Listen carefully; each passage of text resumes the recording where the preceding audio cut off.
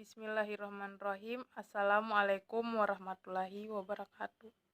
Perkenalkan, nama saya Wode Rensari dari jurusan PGSD Fakultas Pendidikan Guru Sekolah Dasar Universitas Muhammadiyah Buton.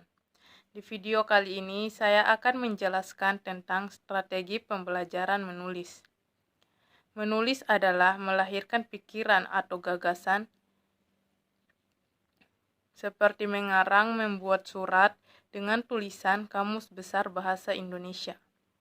Menurut pengertian ini, menulis merupakan hasil, yaitu melahirkan pikiran dalam perasaan ke dalam tulisan.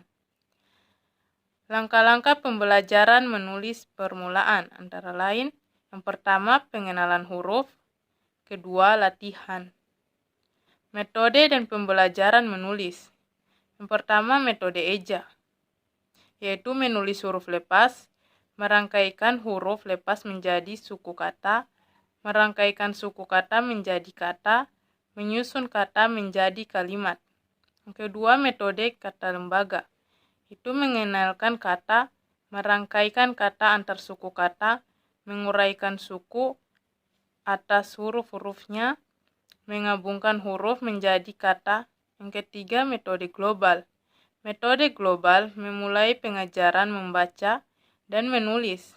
Pemulaan dengan membaca kalimat utuh yang ada di bawah gambar.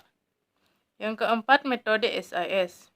Pengertian metode SIS adalah suatu pendekatan cerita disertai dengan gambar yang di dalamnya terkandung unsur analitik sintetik. Kegiatan-kegiatan lain yang dapat dilakukan adalah sebagai berikut. Yang pertama, penulisan kata-kata dan kalimat sederhana yang sudah dikenal atau yang baru huruf balok. Yang kedua, menyalin kata-kata yang cocok dengan gambar yang ditunjukkan guru. Yang ketiga, penulis huruf yang ada pada kartu yang telah disusun menjadi kata. Selanjutnya, strategi pembelajaran membaca fiksi dan non-fiksi. Strategi pembelajaran membaca fiksi dan non-fiksi memiliki beberapa langkah, yaitu sebagai berikut. Yang pertama, sebelum membaca. Berdasarkan buku dan gambar-gambar di buku, kira-kira cerita tersebut tentang apa?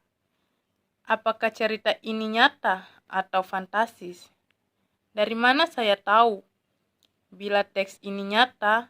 Pengetahuan atau manfaat apa yang akan saya dapatkan? Apa yang dibutuhkan atau diinginkan tokoh cerita? Mengapa saya ingin membaca cerita ini? Bagaimana saya bisa menggambarkan latar cerita? Yang kedua, saat membaca. Apa yang akan terjadi di dalam cerita ini? Bagaimana perasaan saya tentang tokoh utama? Mengapa tokoh cerita bersikap atau berperilaku seperti itu? Apakah cerita atau teks ini masuk akal? Bagaimana kira-kira cerita ini?